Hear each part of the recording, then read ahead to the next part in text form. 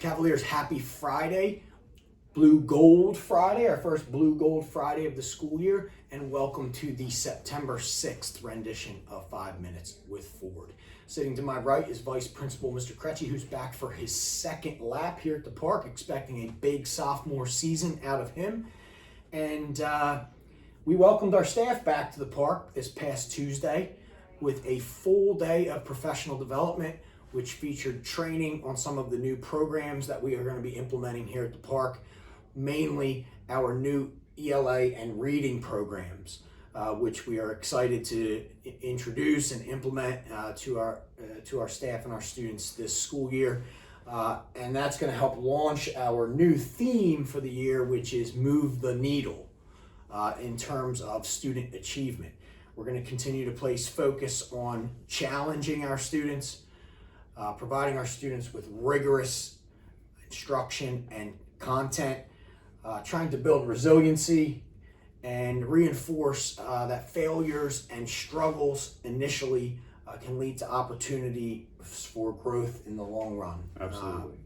Overall strengthening our students' abilities to overcome and increasing their level of grit.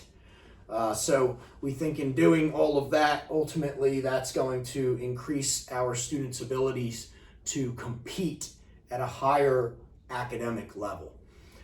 Some of the new things we have going around here at the park, Mr. Kretschy, some of the parents at home may be hearing the word Minga. If you could elaborate on what Minga is and how that's being introduced here at the park. Sure. Minga is our new electronic hall pass system. Also used at Sterling High School. This is a great preparation for our middle school students to independently create hall passes on their Chromebooks when given permission. It limits our hallway traffic, monitors who's in and out of the classrooms and in the hallways. It provides us with some reports and data, and our goal is to maximize the instructional time in the classroom, limit the hallway traffic, keep our students where they need to be, which is in front of the teacher. Correct. More minutes, more learning. That's the thinking behind that. That's the rationale. Also, students carry water bottles now. That seems to be an increasing trend. I know I'm seeing that at home with my kids. They all have water bottles. They're all stickered up. I know there's it went from Hydro Flask to Stanley, and rumor has it there's a new one out this year. You got to keep up with the water bottle trend, apparently. But we are going to, how are we going to handle water bottles this year? Students are not allowed to fill up their water bottles during class instructional time. They can do it while passing from class to class, on their way to phys ed, or during their lunch periods only. Okay, good. Tardies.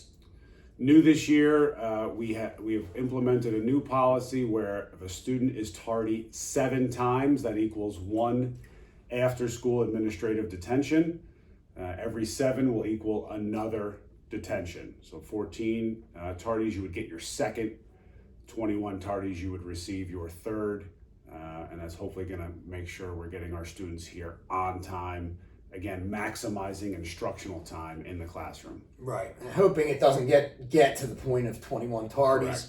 Last year, because of the efforts of Mr. Kretschy and the buy-in of our staff and our parents and our students, we saw tremendous strides in the area of attendance and great reduction in the amount of students who were considered chronically absent by the state.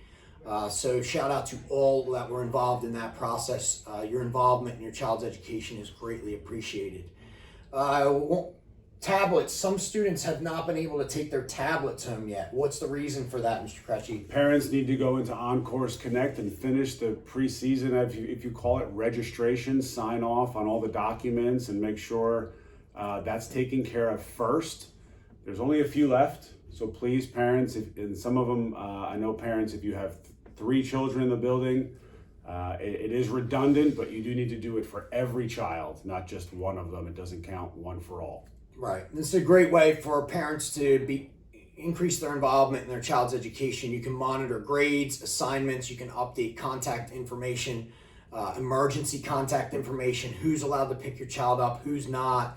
It really creates a stronger home-school partnership. And to create an On-Course Connect account, simply visit the Summerdale Park School website. In the top left corner of the homepage is a little circle icon. It says on course, and I think the symbol looks like one of those little Wi-Fi emblems. Click on that, and you can log in there. Any difficulties logging in, please contact Mrs. Poole in the front office, who can provide a username and password and some technical support to help get you in and fill out all of the necessary documentation that we need to launch our school year, eventually resulting in the child being able to take the tablet home. I guess we should foreshadow some of our upcoming events and keep it short and sign off. All right, coming up next week on Wednesday, September the 11th, we are going to have a red, white, and blue dress down day to recognize those that lost their lives on September the 11th, 2001. That was hard to believe, 23 years ago now. So anyone pick out some red, white, and blue gear over the weekend and set that up for Wednesday. We have some administrative tasks that I have on the calendar here, not to share with the parents. Coming up, big one here. Back to school night, we'd love to have you come out. Last year it was record numbers. We'd like to exceed that again this year. That is Wednesday, September the 18th. Okay, on the school calendar it says Thursday, September the 19th, but due to a change in the date of the Board of Education meeting, which will now be on Thursday, September the 19th, we are holding back to school night on Wednesday, September the 18th. A big change that I got to touch on from last year's back to school night, we offered, encouraged parents to bring younger siblings in order to increase our parent turnout. And we were providing childcare during that time. We are unable to do that this year. So, our experience last year, we were not able to provide adequate supervision. So we are asking that parents leave their children at home this year and come out as adults only and have conversations with our staff, adult to adult. So this will be an adult only event. Please leave your children at home in order to really accomplish the goals of the night. And Wednesday is our first advisory, or Wednesday the 25th of September was going to be our first advisory. We scratched that because of the amount of events going on the first month of school. So we'll actually kick that off in October, which is a really cool program that Mrs. Schwartz, myself, and Mr. Kretschy designed that we'll speak more about in future episodes. And then lastly, on Wednesday the 25th is our soccer home opener against Gibbsboro.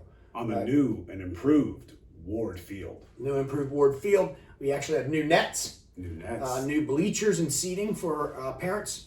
And would look forward to having you out and appreciate your support for our coaches and young student athletes. Mr. Kretschy, anything else before we sign off? I believe that's it, Mr. Ford. All right, then. With that said, everybody have a nice weekend. Feel free to always reach out to us via phone or email.